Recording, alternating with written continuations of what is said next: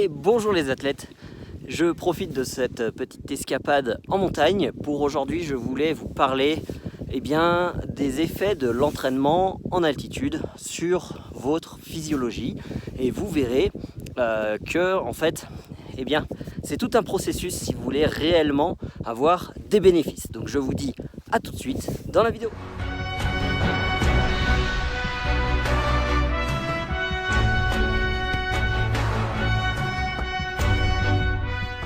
Donc dans cette vidéo, vous l'avez compris, on va parler d'entraînement en altitude et comment faire en sorte d'optimiser au maximum votre entraînement en altitude, voire même que celui-ci ne soit pas contre-productif pour vos performances sportives.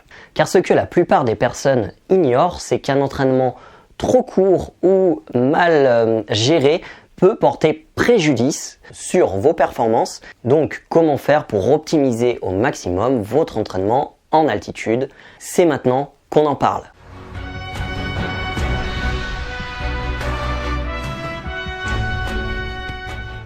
Afin de comprendre l'intérêt de s'entraîner en altitude, nous allons parler d'EPO. Alors l'EPO, ce n'est pas qu'une drogue que l'on injecte aux coureurs cyclistes ou aux coureurs de fond, mais c'est bel et bien une hormone qui est fabriquée par le corps humain, et plus précisément par les reins. Donc cette hormone fabriquée par les reins stimule en fait un processus qui a lieu dans la moelle osseuse. Le fait de créer de l'hypoxie en altitude va stimuler les reins, qui va enclencher le processus dans la moelle osseuse, qui va ensuite augmenter le taux de globules rouges, qui va lui à son tour augmenter la capacité de transport d'oxygène dans le sang, ce qui aura pour incidence de réduire l'hypoxie tissulaire et donc d'augmenter votre VO2 max, c'est-à-dire la quantité d'oxygène que nous pouvons disposer lorsque vous produisez un effort physique. Le principe est simple. Lorsqu'on monte en altitude, la concentration d'oxygène diminue dans l'air. Pour compenser, les reins se mettent à produire une hormone, l'EPO, qui stimule la production de globules rouges. En augmentant la quantité de globules rouges, on augmente la capacité de transporter l'oxygène vers les muscles et on améliore ainsi l'endurance.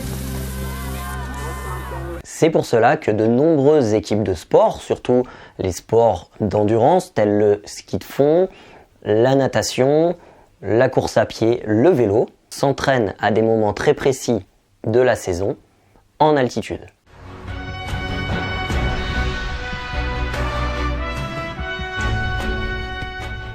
Alors, dans un premier lieu, la première question à se poser, c'est quelle altitude est idéale pour pouvoir développer ce processus? Pour ma part, je vous conseillerais un entraînement à partir de 2000 mètres d'altitude, à savoir que au-delà de 2000 mètres, chaque palier de 100 mètres va rendre la réaction d'activation de l'EPO plus sensible.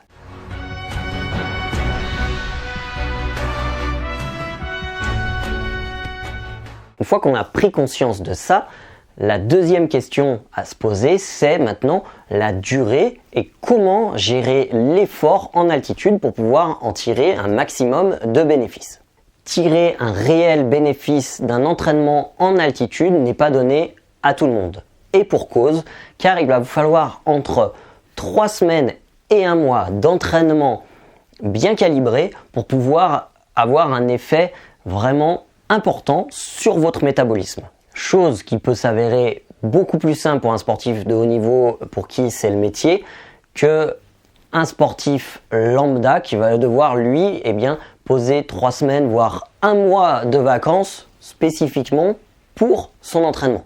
Et voici ce qu'en dit la science. Dans ce tableau, vous pouvez observer 4 phases distinctes. Les 2 premiers jours seront dédiés à un travail plutôt simple, plutôt en aérobie, sans vraiment monter dans les tours. Je conseille même de la randonnée, quelque chose qui va vous mettre en mouvement sans forcément aller rechercher un objectif d'entraînement bien précis. C'est vraiment cette phase d'acclimatation qu'il va falloir respecter. Puis viendra une phase d'entraînement de 7 jours où vous allez pouvoir travailler sur la filière aérobie, sur votre vitesse et sur votre force max. Les 10 jours qui vont suivre, vous allez pouvoir augmenter un petit peu la gamme des filières énergétiques à utiliser. Ainsi, en plus des filières que l'on a vues précédemment, de force max, de vitesse et d'aérobie, vous allez pouvoir travailler en anaérobie ainsi qu'en vitesse de course. Et bien sûr, après il va falloir avoir un retour au calme pour pouvoir avoir cet effet de surcompensation, de récupération de 2 à 3 jours. C'est au bout de cette période-là que les bénéfices vont commencer à se faire ressentir. Attention toutefois que l'échéance compétitive ne doit pas être à plus de 15 jours après votre phase de récupération. Car en effet, les effets sur votre métabolisme vont commencer à s'estomper au-delà de 10 à 15 jours. Donc l'idéal, c'est de prévoir votre entraînement en altitude une semaine avant votre compétition. Dans tous les cas, l'entraînement en altitude vous sera bénéfique. Ce qu'il faut retenir, c'est que l'entraînement en altitude est généralement plus difficile. Ainsi, vous allez renforcer votre musculature et les capacités de votre organisme.